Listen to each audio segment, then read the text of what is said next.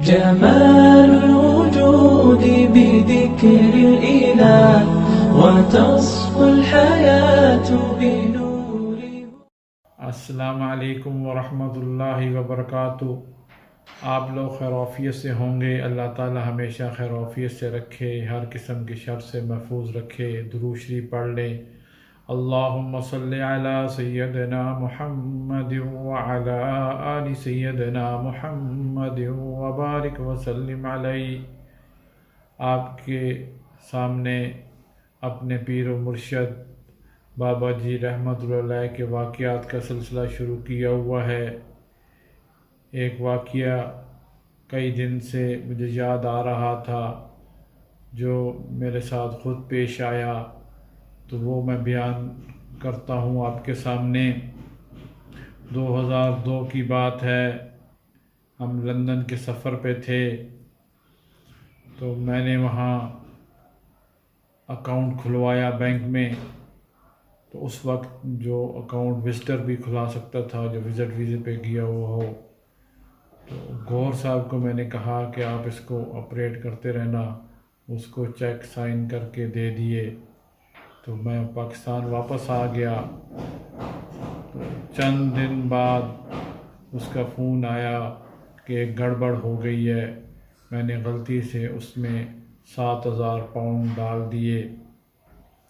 تو اب بینک والوں کا لیٹر آ گیا ہے آپ کے ایڈریس پہ، تو جس میں لکھا ہوا ہے کہ ہم اکاؤنٹ کو سیز کر رہے ہیں، کلوز کر رہے ہیں. ایک وزٹر کے اکاؤنٹ میں اتنے پیسے کہاں سے آ گئے؟ تو اب وہ کہتے ہیں سارے ثبوت لاؤ تو پھر یہ کام بنے گا. یہ رقم کہاں سے آئی ہے؟ میں نے کہا اللہ کے بندے، اب تم نے یہ کام خراب کر دیا، تو اب میں پاکستان آ گیا ہوں. تو وہ کہتے تھے آپ آ جائیں تو کوشش کرتے ہیں. میں نے کہا آپ کے پاس ثبوت ہیں؟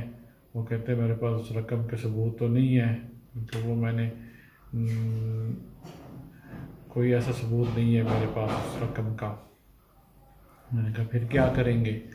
چلو میں نے واپسی کی ٹکٹ لندن کی کرائی اور بابا جی کو عرض کیا کہ بابا جی رحمۃ اللہ دعا کیجئے گا، یہ مسئلہ بن گیا ہے.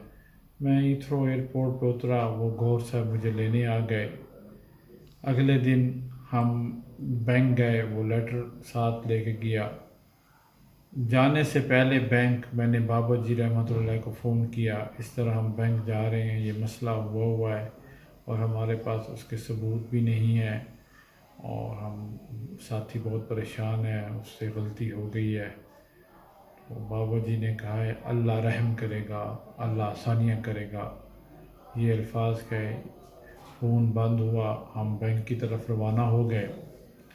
میرے دل میں خیال آیا، میں نے گور کو کہا، میں نے کہا یار میں پہلے ویسے ٹرائی کر لیتا ہوں، لیٹر تو ہمارے پاس ہے، ہم نے بینک مینیجر کو ملنا ہے، پھر تفصیلات بتانی ہے، اس سے پہلے ایک ٹرائی کر لیتے ہیں. بابا جی سے دعا کرائی ہے، میرا دل کر رہا ہے کہ ویسے ہی کام ہو جائے گا.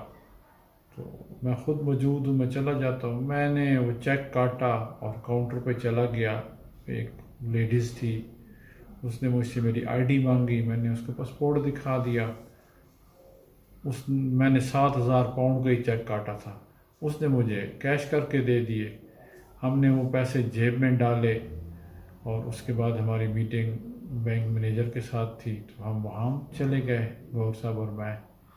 اور وہ ہمیں ڈرا رہا ہے ثبوت دیں اور یہ کریں وہ کریں ورنہ آپ کے پیسے نہیں آپ کو ملیں گے، اس طرح کی باتیں کر رہا تھا. میں نے اس کو کہا کہ ہم نے تو پیسے نکال لیے ہیں کہ وہ ہو نہیں سکتا.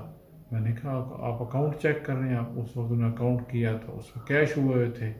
اس نے اس لیڈیز کو بلایا جو کیشیئر تھی.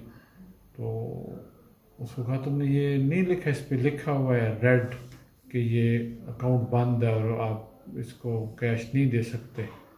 اس کہ مجھے وہ چیز نظر ہی نہیں آئی. اب بینک مینیجر ہمیں خود راستے بتا رہا ہے کہ یہ کاغذ کرو، یہ کرو، وہ کرو. اب یہ نہیں بتانا کہ تمہاری میٹنگ سے پہلے کیش نکل گیا تھا اب یہ کہنا کہ میٹنگ پہلے ہوئی تھی اور اس کے بعد یہ کیش ہوا تھا اور میٹنگ ہم جلدی آ گئے تھے میٹنگ کے وقت سے پہلے، تو منیجر سے ہماری میٹنگ ہو گئی ہے۔